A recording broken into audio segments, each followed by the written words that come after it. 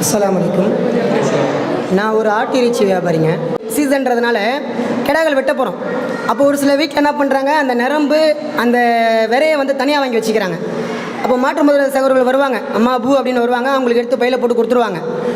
ஒரு சில பேர் வந்து வெட்டி அப்படியே போட்டுருங்க பை அப்படின்னு சொல்லி கொடுத்துட்றாங்க. அப்போ வந்து நம்ம தூய்மையான ஒரு விஷயத்துக்காக குர்பானி கொடுக்குறோம். அப்போ வந்து அதை பார்க்காம அதை நம்ம கறியிலேயே சேர்த்து கொடுக்கும்போது அது ஏதாவது சிக்கல் வருமா, அதை வந்து நம்ம மக்கள் வந்து கொஞ்சம் அதை விற்கக்கூடாது, ஹராம் தான், சாப்பிடக்கூடாது அப்படின்னாக்கா அதை குர்பானி நேரத்தில் அந்த விரையும் நிரம்பும் என்ன கேட்குறாருன்னா, அதாவது ஆடு மாடு ஒட்டகம் போன்ற பிராணியை வந்து குர்பானி கொடுக்கும் பொழுது அல்லது அறுக்கும்போது, இறைச்சிக்காக விற்பனைக்கு அறுக்கும் பொழுதோ அல்லது குர்பானிக்கு அறுக்கும் பொழுதோ, அதனுடைய சில பொருட்கள், அதனுடைய சில உறுப்புகள் அதாவது விற்பனை செய்யக்கூடாது, அதை சாப்பிடக்கூடாது என்று சொல்லப்படுது. அதில் சிலதில் அதிகமான பணம் வரக்கூடியதாக இருக்கிறது. சில குர்பானியாக இருக்கக்கூடிய இடத்துலலாம் அதை கொடுக்குறாங்க. அதெல்லாம் நான் முஸ்லீம் இல்லை, பிற மத சகோதரர்கள் அதை விலைக்கு கேட்குறாங்க. அதை நான் கொடுக்கலாமா என்று கேட்குறாங்க. பொதுவாக ஒன்று ஹலால் என்று சொல்வதாக இருந்தாலும் ஹராம் என்று சொல்வதாக இருந்தால் நாம சொல்லிடக்கூடாது. எந்த ஒன்றையும் அது அல்லாஹ் சொல்லணும், உடைய தூதர் சொல்லணும். ஒரு பிராணியில் அதாவது ஆடு எல்லாம் சாப்பிடலாம், மாடு சாப்பிடலாம், ஒட்டகம் சாப்பிடலாம்னு எல்லாமே புரிஞ்சு வச்சிருக்கிறோம். அந்த ஆடோ மாடோ ஒட்டகத்தில் இன்னின்ன உறுப்புகள் சாப்பிடக்கூடாது என்று சொல்வதாக இருந்தால் நம்ம மக்கள் சொல்கிறாங்கன்னு சொல்லக்கூடாது, நம்ம நம்பக்கூடாது. அது குர்ஆன் ஹதீஸ்ல இருந்து ஆதாரம் காட்டணும், சரியா? இல்லைன்னா அது பெரிய ஒரு பாவமாக அமையும். குர்ஆன்ல எல்லாம் சொல்லி காட்டுறான். 16வது அத்தியாயம் 116ல், வலா தகுலு லிமா தசிஃபு அல்சினத்திக்குமுல் கதிப ஹாதா ஹலால் வ ஹாதா ஹராம். உங்களுடைய நாவுகளால் இதை அல்லாஹ் ஹலால் ஆக்கியிருக்கிறான், இது அல்லாஹ் ஹராம் ஆக்கியிருக்கிறான் என்று அல்லாவின் மீது பொய்யை இட்டுக்கட்டி சொல்லாதீர்கள். அல்லாஹ் சொன்னதை தான் நீங்கள் சொல்லணும், ஹலால் ஹராம். அவன் சொல்லாதவற்றை நீங்கள் சொல்லக்கூடாது. இத்தஃப்தரு அலல்லாஹில் கதிப, அல்லாவின் மீது இட்டுக்கட்டி பொய்யை சொல்லாதீர்கள். இன்னல்லதீன யஃப்தரூன அலல்லாஹில் கதிப லா யஃப்லிஹூன். அல்லாவின் மீது யார் பொய்யை இட்டுக்கட்டி சொல்கிறார்களோ அவர்கள் வெற்றி பெற மாட்டார்கள் அல்லாஹ் சொல்கிறான், சரியா? அதே மாதிரி 6வது அத்தியாயம் 143ல் சொல்லி காட்டுறான்ல, பலியிடக்கூடிய பிராணி இருக்குல்ல, இந்த குர்பானி பிராணி, இந்த பிராணி இதில் 8 வகைகள் இருக்கிறது. செம்மறி ஆட்டில் ஆண் பெண், வெள்ளாட்டில் ஆண் பெண், சரியா?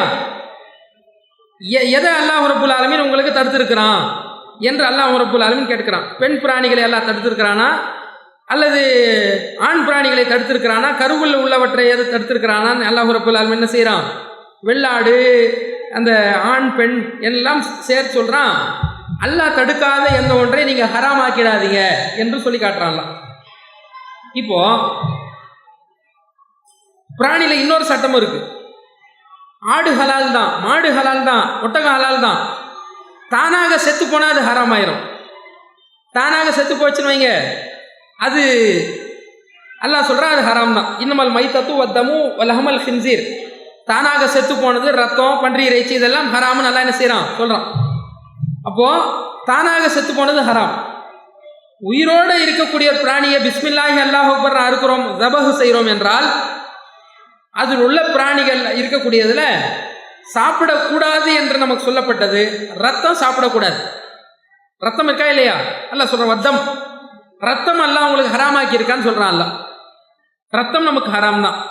தானாக செத்து போனது எப்படி ஹராமோ, பன்றி இறைச்சி எப்படி நமக்கு ஹராமோ, அதே மாதிரி மாடில் இருக்கக்கூடிய ரத்தம் இருக்கு பாருங்க, அதுவும் ஹராம்னா அதை சாப்பிடக்கூடாது.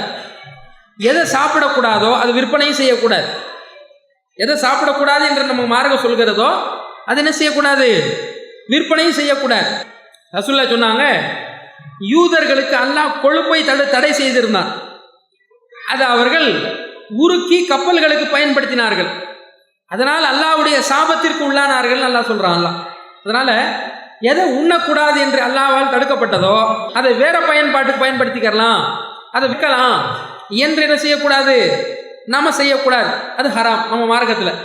அந்த அடிப்படையில் இது ரத்தமோ தானாக செத்து போனதோ பன்றி இறைச்சியோ அதை நம்ம சாப்பிடவும் கூடாது, பிறருக்கு விற்பனையும் செய்யக்கூடாது, அது ஹராம்.